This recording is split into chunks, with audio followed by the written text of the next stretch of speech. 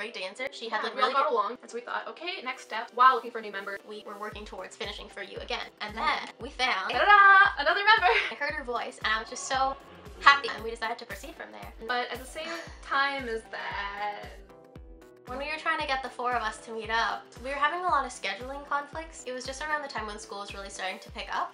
So we had a lot of times where we wanted to meet up, the 4 of us, and JC wasn't available. And one day with JC, it just got to the point where it was like we were meeting up so infrequently, and we just asked her like what was going on. Like we had a feeling, we're like, oh, you know, she's not being as responsive and stuff. Yeah. It's like all of a sudden, you know, if she's gonna leave, then let's just like do it instead of like keep like we like really loved her. Like we were like I considered her part of, you know, like the family, like that, you know. Even though we knew her for such a short time, and we obviously still know her, but as at that point we like fell in love with her. We've talked about writing breakup songs about her, especially because like it took so long to find her. And she was just so great. She was so great to be around, so great to work with, so great to practice with. Like I had so much fun with her all the time. And so one day we were just like, we want to figure out like what's going on. And Lux called her on the phone. She's a very open person, very straightforward, and she said, I don't know if I can do this. She felt really bad because she my knew, schoolwork. you know, how much it meant to us. And she said, don't worry about it. Like obviously we're sad, we'll miss you, but like we want you to, you know, focus on what you need to. Yeah. So that was kind of when we went our separate ways. And aside from how we felt about her, it's like now we lost a member, you know, like here's a step back from where we were.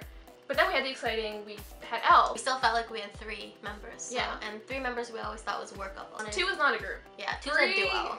3 is a trio, but you can call it a group. You know, we wanted ideally 4 or 5. With 3 is like, we can do this. You can do choreography with 3 girls. You can. So we started meeting up with Elle, and we were practicing, and we taught her For You. And we got to the point when we finally finished reconstructing For You that we were like, we want to record this.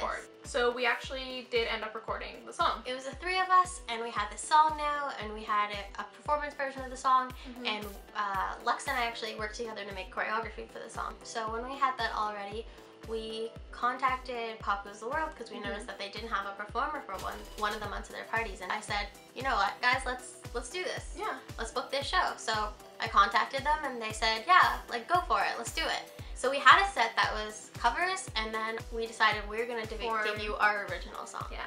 And that was a big thing for us because that's real. We've been working for so long, and we're not just like a cover group. Obviously it's a K-pop night, so we wanted to perform K-pop. Because like us as a group, I don't know if we mentioned, like we're not trying to be a K-pop group.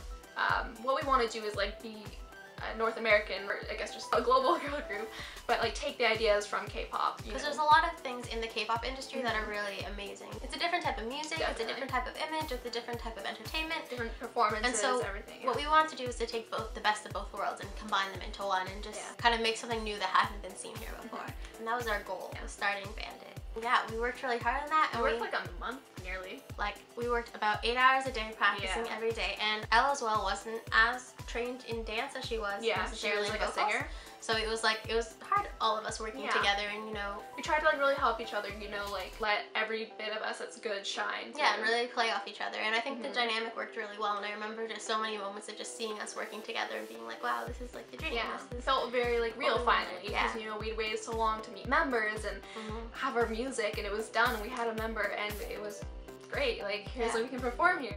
And so we finally got to perform it, and we performed our debut song, and it was so exciting. And the audience was so great. They were really cute. They were so wonderful. They were shouting for us, even though they didn't necessarily know who we were. And we had numbers on our costumes, so they were shouting out the numbers. And no one had heard our music before either, was it? Yeah, so it was like really the first time, and we just got to debut this song as this group that they've seen around, but all of a sudden it's like we have our own song and stuff, and it was really cool. After that, when we had For You all done, what we wanted to do was make a music video for it, because we really wanted to release it. We want it to be a summer release, even though it's not necessarily a summer song. Yeah. Because we live in Canada, so you have 1 month to film outside. You have July, and you maybe have August. Yeah. So you have like a very short summer. And then lots of winter. Yeah. Even before the song was like officially mastered and everything, we're like, let's do this video. Yeah, so we were really excited about it. We were collaborating on the music video with a photographer that we actually did our first photo shoot. Crystal from Crystal Photography. We just really love the quality of her work and her professionalism. So she was getting her crew together, and we were getting our stuff together. So we were about a week to the music video shoot. Elle went away to Montreal. So when Elle came back, she told us that she was really sick, and we got really worried about her. Yeah, so we weren't really worried about, like, we worry about each other all the oh, we're just tolerating each other for the sake of the group. Yeah, so all of a sudden she was sick and we were like really worried about it. I panicked. I'm a worrier and I panicked. It's okay, if like we're together and like I'm going home and I don't like text if I'm safe, she'll get like really worried. I always tell her if I call her and she doesn't pick up, then I assume she's dead. Because she was sick for like a week. Like we had to not film the video when we wanted to, and she also wasn't responding to us, so we got really worried, like, oh, is she in the hospital? I'd take time to like text her, be like, are you okay, please text me back, I just need to know that you're okay. She wasn't even, you know, on Facebook, she wasn't on at all. After she was feeling better, she told us, don't worry guys, don't worry, I'm alive, and stuff like that. One of the days we were supposed to meet up, she told us she still wasn't feeling so well, so Lux and I met up. We still want to be able to put out content to the channel, so we said that we're gonna work on another cover. We put out this So Crazy dance cover, and we wrote in the description that Ella was sick and that she'd be back soon, because that's what we genuinely believed. So we kept messaging Elle because we were worried about her, of course, and you know, there's only so long we can keep holding off doing more things. We didn't hear from her for a really long time, and it was cutting it really close, and maybe we just didn't want to go to that place of thinking. She's more optimistic than I am. I think I'm a little bit pessimistic sometimes, which I think works out to be a good balance, because I think she keeps us dreaming and I keep us grounded, you know? So we had to entertain the possibility, but at the same time we really didn't want to. And then one day I got a message on Facebook, so I checked my phone, and it was a long message from her basically saying, I'm sorry, but I have to pursue my passion of acting and I don't have time for the group anymore, and this is kind of, I guess, the crossroads for her, that she had to make a decision one way or the other, and she decided to go that way, in another direction from us. I was like watching a movie and I just ran outside when I was like, I just called her on the phone. I was in shock when I got the call, because I was kind of like, I don't really know what to say right now. Even thinking about it now, I don't even know what to say. But then once I hung up, I was kind of hit me, and I was so devastated, because you know, we love Elle and we thought we were in a really good place. A music video coming up, and this kind of derails everything, including our group. I feel like I'd be lying if I didn't say it wasn't like heartbreaking, and I did take it, you know, really hard, and I think both of us did, because it was like, it's not even like losing like a coworker, it's like losing like a family member, like a really close friend. And I don't even think I knew how to respond to the message. I don't think we did respond. I don't think we did respond, because how do you really respond to that? You know? I was so kind of heartbroken at that point. I didn't have I just didn't want to respond at that point. Kind of like had to process my own emotions first. The way that she worded her message, it was very kind of on good terms, and you could tell through the message that it was hard for her to kind of break it to us, and that's probably why she took so long to tell us, because it was... She didn't know we'd be heartbroken. And of course we support her. Like through the whole time that she was with the group, we knew about her passion for acting, you know, that's kind of her sole dream.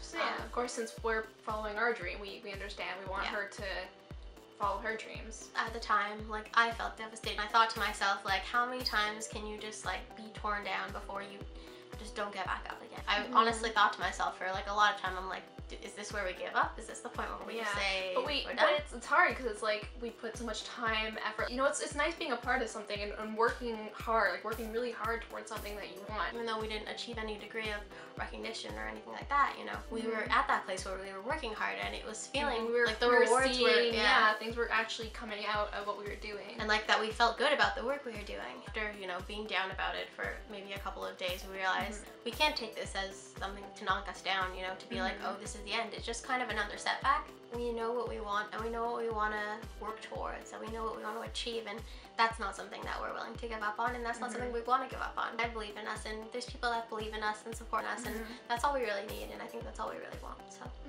before we sign off, I just want to thank you all. If you're watching this video this long at this point, if you've left a comment or followed us or subscribed or liked or anything, like every little thing, it means so much to us, more than you understand.